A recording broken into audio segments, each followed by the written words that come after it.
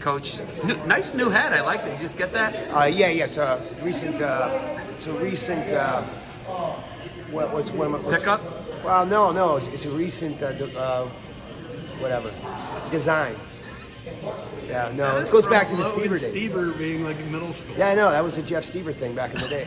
Yeah. So we ordered some hats a few years ago, some Ohio Dogs hats. Because the club is still technically Ohio Dogs. I can smell that. Like the people in the video are going to smell that. Yeah. Well, it's an old hat. Tell me this. I do wash it regularly. That's why they're friends. How often do you run in that and jump rope in that? No, see, I have two separate hat collections. Okay? Oh, I know that's usually a tribe hat.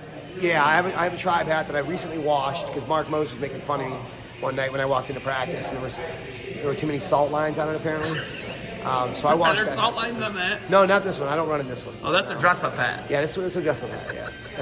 Okay. It doesn't have to necessarily be that nice of a hat to be a dress-up hat. Let's Just talk. Depends on how it fits your We're head. going to get to OAC, but we got to talk dates first. Okay.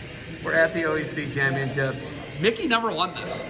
No. I've talked to many kids here. I see kids that are bummed out or whatnot. I try to let them know this tournament is really, really tough. Okay, and it's about your development and growth and things like that. But prospectively, every kid wants to win. Okay, but what I'm trying to do is provide some perspective, from a coaching standpoint, and just let them know this is a really tough tournament. If you never win it, it doesn't mean you're not going to win in high school. Darmstadt never won it. Tomasello never won it. Mick Burnett never won it. Did Nate win this? No, Nate didn't win it. Nate Burnett never won this. You never won it. Didn't exist. But the point is, I just named off some. I named an NCAA champion. Yeah. I named hopefully a future NCAA champion in Ben Darmstadt. But it's really tough. Hopefully an NCAA champion in Nate Burnett or Mick Burnett. Nate Burnett, right? Like those guys are really good. Still, their careers are still going. What's that say about this tournament and the depth? Well, the tournament, the organization itself is phenomenal. I mean, it's organized, it's well run, it's good people that run it. It's just, so the organization itself is top notch. And then you're talking about a top notch organization running a tournament in one of the top 3 or 4 states in the United States as far as wrestling goes, right? So you have a tournament with no school divisions, right? You don't have this Division 1, Division 2, Division 3. You have kids from all different school districts, right? That you might have a kid at 80 pounds who would go to a Division 3 school, right? Wrestle an 80 pounder from a Division 1 school, and they're going to wrestle. There's no split divisions. So, yeah, I mean, it's just you're going to wrestle the best of the best in your age group. So yeah, and we're we're a really good wrestling state. So the tournament and the way they've grown it over the last 20, 25 years, however long it's been going, okay, it's an immense tournament with most of the best kids in Ohio. It's huge. I remember the picture of you and Ben Darmstadt. He was in a 3rd place match at like 96 pounds or something crazy, 98 pounds, and he's like a foot taller than you. Yeah. As a 6th or 7th or 8th grader maybe, right? That guy's always been massive, but he grew. What is it like having a guy who's a little guy that becomes a big guy? What's it like when those guys can do that? Well, yeah, and Ben, when Ben was in middle school, he was behind as far as maturity. I mean, he was wrestling guys that were developed already, and he more than held his own. I mean, I think he was 3rd place, at this tournament. So going into high school, you just knew his freshman year he wrestled 120, and by the end of the year, him making 120 was. Man, it just wasn't fun for him. So, and I think that hurt his development his freshman year, to be honest with you. I think, the second half of the season was more focused on weight management, things like that. But you just knew he was going to grow. And then, of course, from the freshman year to the sophomore year, he'd had enough of the weight cutting, and he went all the way up to 152. So you just knew, you know what I mean? So, yeah, he knew how to wrestle. He knew how to move. He knows how to move like other people don't anyhow. So as he got into 182 and 195, you know what I mean? He was just, he developed his style, and it was a hard style to deal with for a lot of people. So that guy jumped from 120, was not a state placer. It goes to 152, he's a state runner-up. State runner-up, yeah. That's crazy. That's a huge jump, but the horsepower wasn't an issue. Right. No, he was finally matching his height. He got in a good lifting program, and he was learning how to use his strengths, if that makes any sense.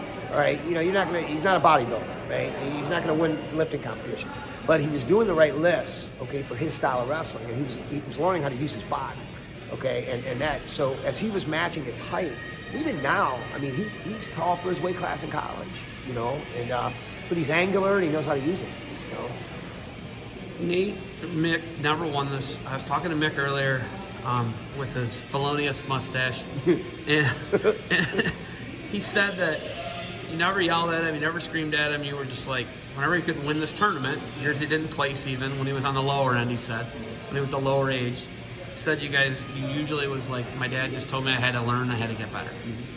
Was that a big emphasis on this youth wrestling OAC here in Ohio for the Burnett family? Always. It's always about the process. Everybody. So you got, I don't know how many kids are in a weight class here, 30-some kids in a weight class. So I was talking to the father today, and he's like, yeah, it's kind of a weird thing, talking to my kid, like, just got to get better, it's a process, blah, blah, blah. And I'm like, yeah, but you got 8 guys placing in the weight class. The majority of the people here at this tournament, right, are going to grow from developing. They're not taking a medal out here. They're not going to be on the podium. Okay, so they're going to use their experience to grow and develop, right? So, and that's the majority. So that's the hope. Okay, yeah, you're going to have 1 winner per weight class, and that's great. Okay, but you're here for growth and development, and yeah, the kids want to win, but if you don't have growth and development, what does it really matter, right? You are no longer going to be at Elyria High School after next year as the head coach.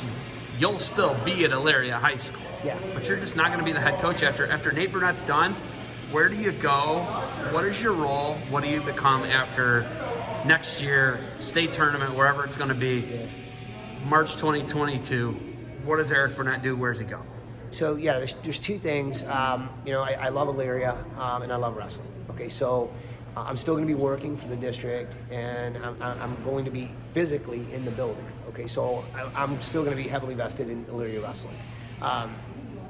As far as it's tough, and there's people out there that will understand that missing. I had a couple interesting situations this year where Mick was wrestling in college at various events, and I had Nate. Okay, so at least I was still with my son, my other son, but to not be, able to go or have the opportunity to go watch your son wrestle, right? It's tough. So, but you don't want to cheat anybody, right? So when you're the head coach, you belong with your team. You belong with them wherever you're at, whether it's preseason, we had our first practices of the year, and Mick was wrestling in Omaha. Well, I couldn't miss those practices, right? I mean, I'm the head coach. So I think in the future, not being the head coach, I can go and take care of some of those things and be fair to everybody, if that makes sense. So the sectionals this year, explain that situation. Yeah, sectionals. Nate was done at 1 o'clock. So a typical parent can grab up Nate and take off and go to the airport and head down to Raleigh, North Carolina, and watch Mick wrestle at the ACC. Well, our heavier weights wrestled in the evening. Okay, so I stayed and I coached them. You had 2 nationally ranked guys in your upper weights. Yeah, who are really good. Well, even the kids that maybe aren't that good, you don't just bounce on them. You know what I mean? You stay with your. But my point is, you developed guys who are scholarship guys that are going to the Big Ten, going to the MAC. Yeah. It's not like you bail on those guys. No, and that's. You get my point. Like even the average guys, the guy you got from the hallway, whoever your 220 and 285 are, right? You stick around for him. Yeah. Oh yeah. You have to, man. Because those guys are working as hard as anybody else. You know what I mean? And that's the thing. So that's been the. I don't want to say dilemma. It hasn't been a bad thing, but it's just one of those things where when you're not the head coach, maybe you have a little more flexibility, right? And so I can go and if I have an opportunity to go watch Mick wrestle at Pitt or go watch Nate wrestle at Clarion, then I can, And the other thing is, Janet's been my wife Janet. She's been around this sport since she met me, literally from day one. And I think one of the second and third time we hung out together, we ended up at the Marion Coliseum for, I think it was a freestyle tournament or something, and she was there for the whole day. So she knew kind of what she was getting into, but she bought in 100%, right? And it'd be kind of nice to maybe do some things that maybe she wants to do. You know what I mean? Maybe sometime around Thanksgiving we take a 4-day trip and go somewhere or something. And it's not. I'm not just saying it's what she wants to do, but it's what we would like to do together. And this might afford us a little more time to do things like that. I saw that you had a champ last week, TJ Clinton. He's still going to Elyria. He knows your situation. You've not been dodgy or secretive about this. People know. Mm-hmm. And kids are really good. Kids are still going to Elyria. Yeah. What's it like knowing that you're probably going to hand off a really good team to somebody else? It's just that's what you want. You know what I mean? You want it to be seamless. And I think we have some things in play right now that I can't really talk about, but we have some things in play that are going to ensure that it's going to be seamless. And yeah, we still have some really good young kids. Elyria, the future of Elyria wrestling is exciting. I'm not going to lie to you. I'm excited for it, Coach. Now,